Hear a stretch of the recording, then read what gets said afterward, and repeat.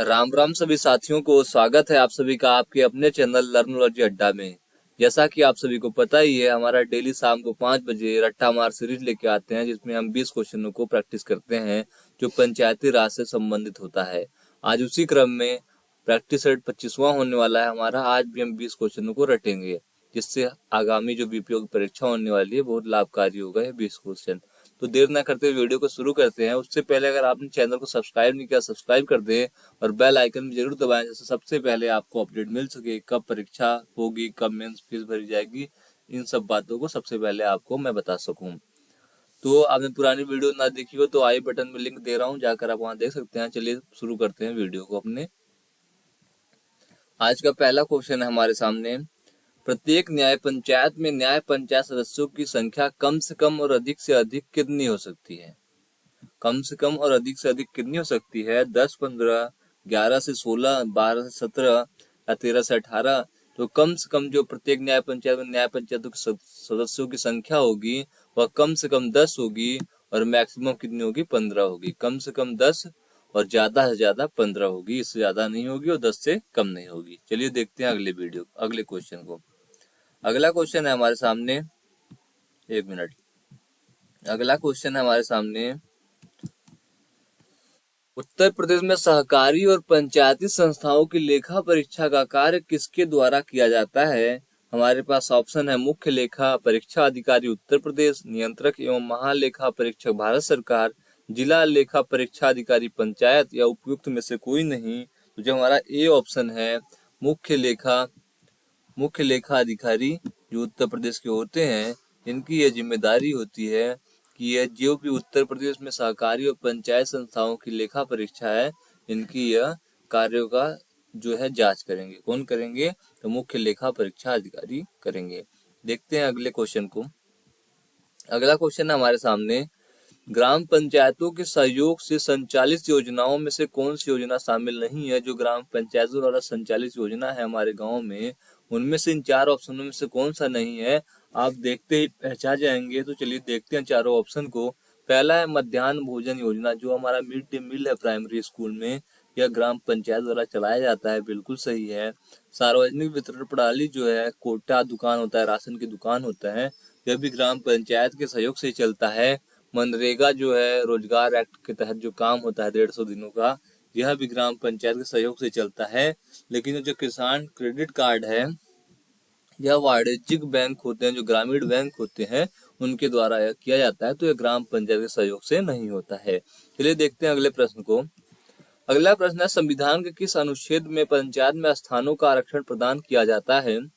जो संविधान का अनुच्छेद है 243 से 243 तक, उसमें कौन से अनुच्छेद में यह बोला गया है कि जो आरक्षण संबंधित बातें हैं किस अनुच्छेद में किया गया है? तो अनुच्छेद है हमारा 243 घ या 243 डी इंग्लिश में, ठीक है।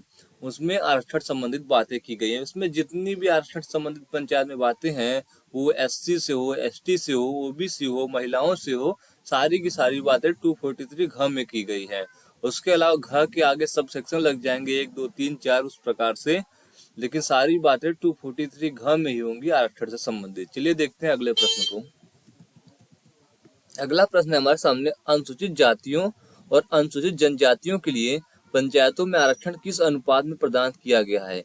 देश भर की जनसंख्या में अनुसूचित जातियों और जनजातियों की जनसंख्या के अनुपात में, या दूसरा ऑप्शन है अनुसूचित जातियों और जनजातियों की कुल जनसंख्या का अनुपात उस क्षेत्र के कुल जनसंख्या के अनुपात में, या तीसरा ऑप्शन है सी ऑप्शन है राज्य की कुल जनसंख्या के अनुपात में, या डी ऑप्शन है उपयुक्त में से कोई नहीं।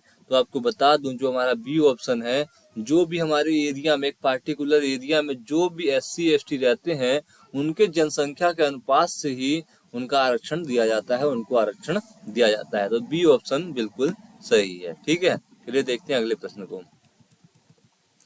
अगला प्रश्न है हमारे सामने। पंचायतों में अनुसूचित जाति व जनजाति की स्त्री के लिए 1/3 आरक्षण का प्रावधान किस अनुच्छेद द्वारा प्रदत्त है? सबसे पहले बताता, कोई भी पंचायत में आरक्षण से संबंधित अनुच्छेद है तो वो 43 घ या 243 घ या 243 डी है। तो अब हमको ढूंढना है इसमें। देखिए घ तो आ गया 243 घ, लेकिन इसमें हमने बताया था अगर महिलाओं से संबंधित बातें, एससी एसटी से संबंधित बातें, ओबीसी से संबंधित बातें जो भी होंगी वो सब सेक्शंस में होगी, तो हम इनको सब सेक्शन में देखेंगे। तो जो हमारा ऑप्शन है 243 घ का सब सेक्शन 2, इसमें बातें की गई है एससी और एसटी के 1/3 आरक्षण का प्रावधान 243 घ के सब सेक्शन 2 में बात कही गई है। चलिए देखते हैं अगले प्रश्न को। अगला प्रश्न है, प्रत्येक पंचायत में महिलाओं के लिए 1/3 आरक्षण का प्रावधान किस अनुच्छेद में दिया गया है? अनुच्छेद 243 ही है सारा, क्योंकि आरक्षण संबंधित बातें पंचायत की 243 घ में ही कही गई हैं। हमें सब सेक्शन देखना है, तो सब सेक्शन कौन से में महिला आरक्षण संबंधित बातें की गई हैं? तो हमने देखा अभी ऊपर वाले क्वेश्चन में SC ST की बातें सब सेक्शन 2 में कही गई थी, लेकिन महिलाओं से संबंधित जो आरक्षण की बातें हैं वो किस में कही गई हैं? तो घ सब सेक्शन 243 घ के सब सेक्शन 3 में कही गई है। किस में कही गई है? 243 घ के सब सेक्शन 3 में कही गई है। चलिए देखते हैं अगले प्रश्न को। निम्न में से असत्य कथन की पहचान कीजिए। 4 कथन है, उसमें से एक गलत है, उसको हमें बताना है कौन सा गलत है। चारों को देखते हैं कौन कौन सा है। पहला ये है, पंचायत में अनुसूचित जाति के लिए 1/3 आरक्षण की व्यवस्था है, यह बिल्कुल सही है। अभी हमने ऊपर देखा 243 घ के सब सेक्शन 2 में SC ST की 1/3 आरक्षण की व्यवस्था को प्रावधान को बताया गया है। उसके बाद देखते हैं पंचायत में अनुसूचित जनजातियों के लिए भी 1/3 आरक्षण की व्यवस्था है, यह भी बिल्कुल सही है। उसके बाद देखते हैं अगले ऑप्शन को। अगला ऑप्शन क्या है हमारे सामने? तो अगले ऑप्शन की तरफ चलते हैं। अनुसूचित जाति व जनजाति की महिलाओं को 50% आरक्षण दिया जा सकता है, क्या यह सही है? तो यह जो लाइन लिखा हुआ है बिल्कुल गलत है। क्यों गलत है? तो मैं आपको बताऊं, पंचायत में महिलाओं के लिए न्यूनतम 1/3 आरक्षण की सुविधा है, जिसे राज्य विधानमंडल द्वारा बढ़ाया जा सकता है, लेकिन अनुसूचित जाति व जनजाति की महिलाओं के लिए आरक्षण की सुविधा कुल महिलाओं के आरक्षण अनुपात में ही शामिल होता है, अलग से 50% आरक्षण की सुविधा नहीं उपलब्ध है। ठीक है, इसीलिए जो हमारा सी ऑप्शन है बिल्कुल गलत है। चौथे को देखते हैं, डी को। महिलाओं के लिए आरक्षण का अनुपात राज्य विधानमंडल द्वारा 1/3 से अधिक किया जा सकता है, तो वो कम से कम 1/3 होगा, और ज्यादा से ज्यादा कोई मतलब वो नहीं है कि इतना 50% नहीं हो सकता, 60% नहीं हो सकता। राज्य विधानमंडल जितना चाहे महिलाओं का आरक्षण उतना कर सकता है। जैसा आप देख रहे होंगे बिहार में 50% महिलाओं के लिए आरक्षण दिया गया है। चलिए देखते हैं अगले प्रश्न को। अगला प्रश्न है हमारे सामने। अगला प्रश्न है, पंचायतों में अन्य पिछड़े वर्गों के लिए दिए जाने वाला आरक्षण राज्य के किस उपबंध के तहत आता है? आदेशात्मक उपबंध, स्वविवेकी उपबंध, अनिवार्य उपबंध, उपयुक्त में से कोई नहीं। तो जो ये ओबीसी से संबंधित पंचायत में आरक्षण दिया जाता है, यह जो है ये राज्य विधानमंडल का स्वविवेकी उपबंध है। ये आदेश नहीं है कि इसको देना ही देना है, यह जो है राज्य विधानमंडल के स्वविवेक पे है, बुद्धि पे है कि उसे देना है कि नहीं देना है। इसके बाद देखते हैं अगले प्रश्न को। भारतीय संविधान के किस अनुच्छेद में अन्य पिछड़ा वर्ग के लिए आरक्षण की सुविधा देता है? ओबीसी के लिए किस वर्ग अनुच्छेद में आरक्षण की व्यवस्था बताई गई है, प्रावधान है? तो हमें ये पता ही है 243 घ में आरक्षण संबंधित बातें हैं पंचायत की। सब सेक्शन 2 में किसकी बातें थी? तो SC ST की थी। सब सेक्शन 3 में किसकी बातें थी? तो महिलाओं की थी। तो ओबीसी की किस में है? तो ओबीसी का मैं बताऊं आपको, सब सेक्शन 6 में ओबीसी से संबंधित बातें प्रावधान दी गई है। ठीक है, किसमें? 243 घ के सब सेक्शन 6 में। इसके बाद देखते हैं अगले प्रश्न को। पंचायत के अध्यक्ष पद आरक्षण संबंधी विधि बनाए जाने का प्राधिकार है। किसके पास कोई भी अधिकार, जितनी भी कानून संबंधित बातें होंगी, मैं शुरू से बता रहा हूँ आपको, कोई भी कानून होगा वो जैसे देश में हमारे संसद बनाता है, उसी तरीके से जो भी कानून होगा वो हमारा राज्य का विधान मंडल ही बना सकेगा, क्योंकि राज्य विधान मंडल जो होता है वही कानून बनाता है। राज्य विधान मंडल में आपका विधान परिषद भी आ जाएगा और विधानसभा भी आ जाएगा। देखते हैं अगले प्रश्न को। अगला प्रश्न है हमारे सामने, पंचायत के तीनों स्तरों पर अध्यक्ष पद के लिए स्त्रियों हेतु कितने प्रतिशत पद आरक्षित किए जाते हैं?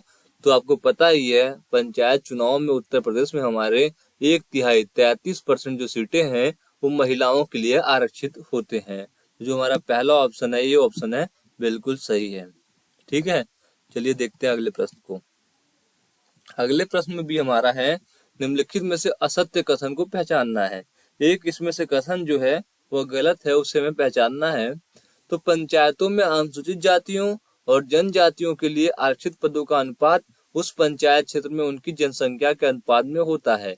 यह लाइन बिल्कुल सही है। दूसरा बी ऑप्शन है, अनुसूचित जातियों व जनजातियों की स्त्रियों के लिए 1/3 स्थान आरक्षित है। यह भी बिल्कुल ऑप्शन सही है। तीसरा है, पंचायतों में अन्य पिछड़े वर्ग के लोगों के लिए आरक्षण प्रदान किया जाना राज्य विधानमंडल के लिए बाध्यता है। तो मैंने अभी अभी आपको बताया था कि यह स्वविवेकी है, यह कोई मतलब आदेशात्मक विधान नहीं है। तो वह राज्य विधानमंडल के मन पे है कि वह उनको ओबीसी को आरक्षण दे या न दे। तो यह बिल्कुल गलत है कि यह बाध्यता है, बाध्यता नहीं है ऐसा कोई भी ऑप्शन। तो हमारा जो सी ऑप्शन है बिल्कुल गलत है, कोई भी बाध्यता नहीं है राज्य विधानमंडल को ओबीसी को आरक्षण देने के लिए। डी ऑप्शन देखते हैं, पंचायत के अध्यक्षों के लिए पद स्त्रियों के लिए 1/3 आरक्षित होंगे। तो बिल्कुल सही है, हर जगह पंचायत में स्त्रियों के लिए 1/3 33% सीटें आरक्षित होंगी।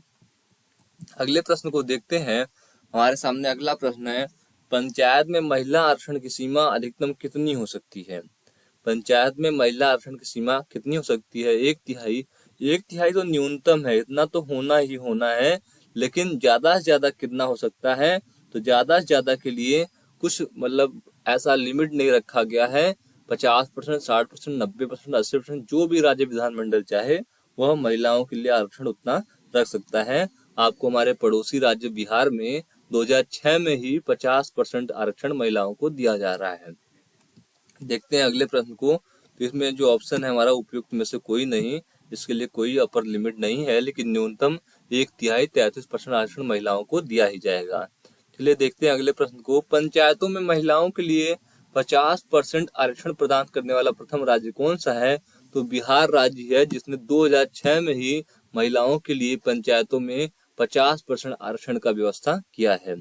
उसके बाद देखते हैं अगले प्रश्न को।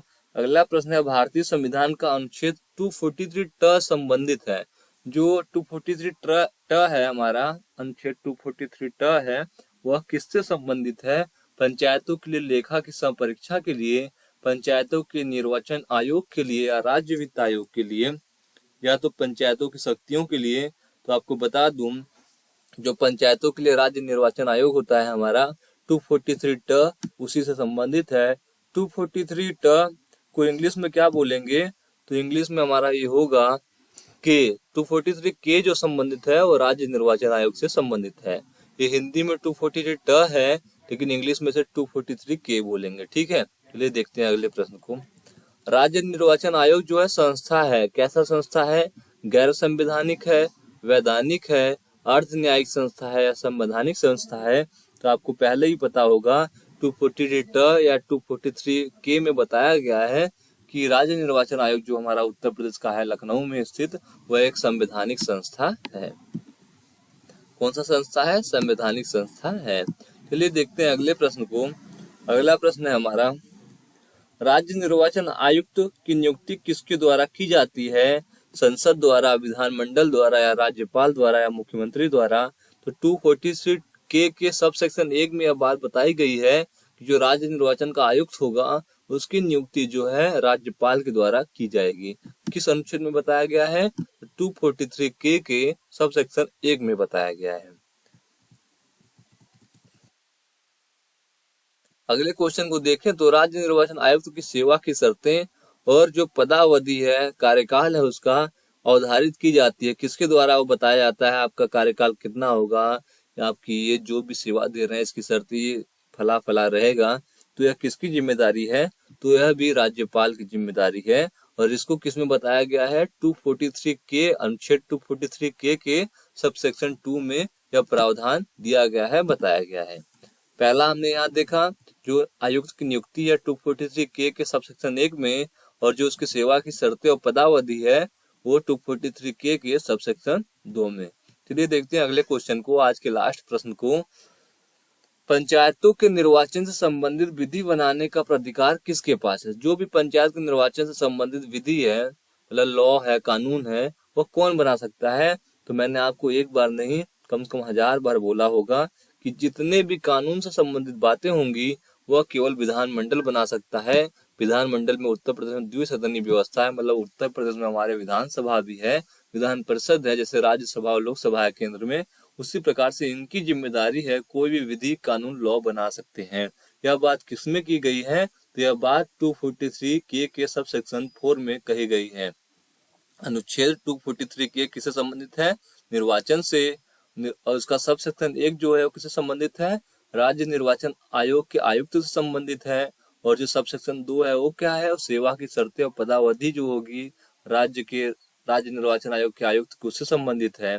और जो सब सेक्शन 4 है वह संबंधित है निर्वाचन से संबंधित कोई भी लॉ बनाने से संबंधित है। 243 का सब सेक्शन 4। आपने वीडियो देखी, आपको वीडियो अच्छी लगी तो लाइक करना, कुछ कमियां रह जाए कमेंट करके जरूर बताना। तब तक के लिए धन्यवाद दोस्तों, जय हिंद।